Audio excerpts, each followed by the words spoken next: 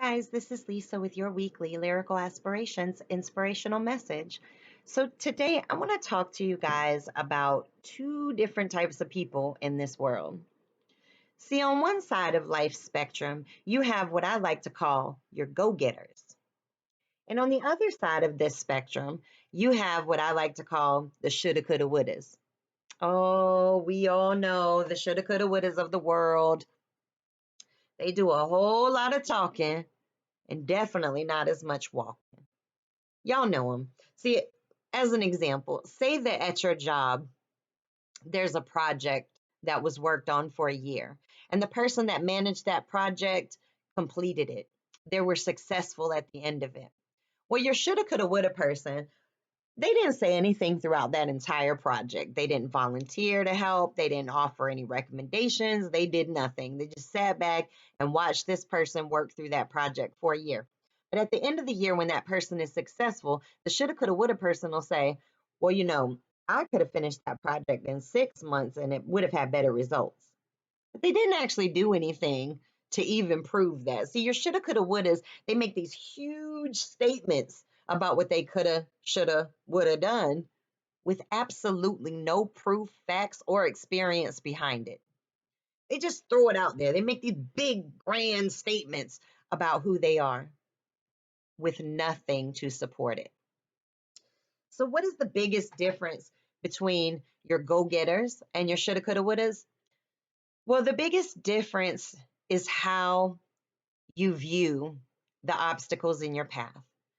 I mean, it's a given that when we set a goal, whether it's consciously or subconsciously, we will immediately think about the obstacles that we may encounter in trying to get to that goal.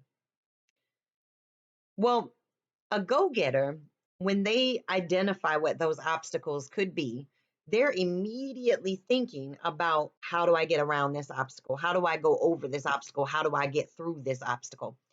So, if somebody, as an example, wants to get a doctorate, they know that the obstacles in their way are going to be time, effort, and money.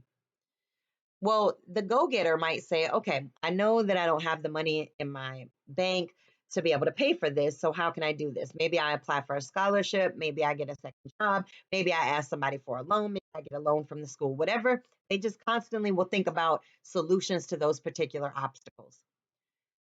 The shoulda, coulda, woulda, on the other hand, they're going to see those obstacles as the door closing to that goal. They're going to accept that that obstacle cannot be moved, cannot be overcome. It is an obstacle, and that obstacle is stopping them from that dream or goal. Now, they may talk to you about it. They may say a whole lot of how hard it is, that they wish they could do this. They wish they could go back to school. They really want to accomplish this goal. But the truth is that they don't want to accomplish it that much because they let the obstacles that they perceived stop them. The go getter, on the other hand, oh, they're going for it because they realize that even if they don't get over that obstacle, even if they don't get through it or around it, they have gained something in the process. Either a new door has opened for them in a different direction with a whole different set of obstacles, or maybe they just learned something along the path that helps them in a future situation. Whatever the case is, they took something away from that situation and made it a success for themselves, even if some people may see it as being a failure. Change your thinking, change the way that you view things, and you change your entire life. Now, why do go getters see obstacles differently? Why do shoulda, coulda, woulda see an obstacle and let it stop them right in their tracks? Well, it's fear of failing. That is what pretty much restricts the shoulda, coulda, wouldas from moving forward, is fear of failing. Maybe some people even have a fear of success because we all know that once you become successful, there's a certain level of responsibility that comes along with it. Either you have a responsibility to continue whatever you were doing to maintain your success, or maybe you also have now this responsibility of people who are looking to you to help guide them down their journey to that same success.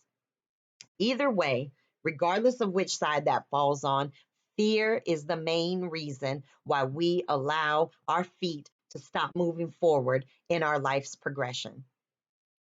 So I'm going to share with you guys just a portion of one of my favorite poems. It's by Marianne Williamson. It's called Our Deepest Fear. And when you set a goal for yourself and you start to feel that fear creep inside, and that fear can always be identified because it's that thought inside of you that will tell you that you can't do it. That's fear. So when we face this fear, I want you to think about this portion of this poem. And again, it's not the whole poem, it's just one part of it. But I want you to think about these words really deeply into your subconscious mind. Our deepest fear is not that we are inadequate.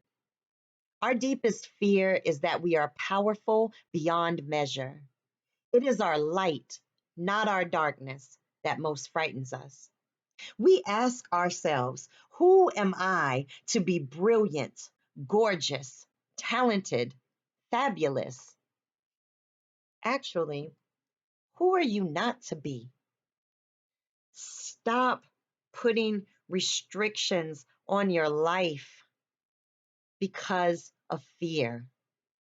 Because truth be told, if we are only given one shot at this thing called life, do you really want to get to the end of it and acknowledge that you didn't even try, that you talked yourself right out of goals that you could have been successful at?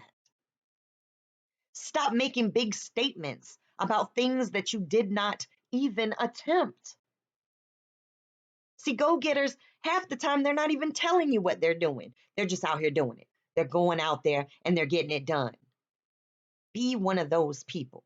Be one of those people that shows and proves, not talks and discusses. So go out here, you guys, make this an amazing week, and make sure that you come back and check me out next week.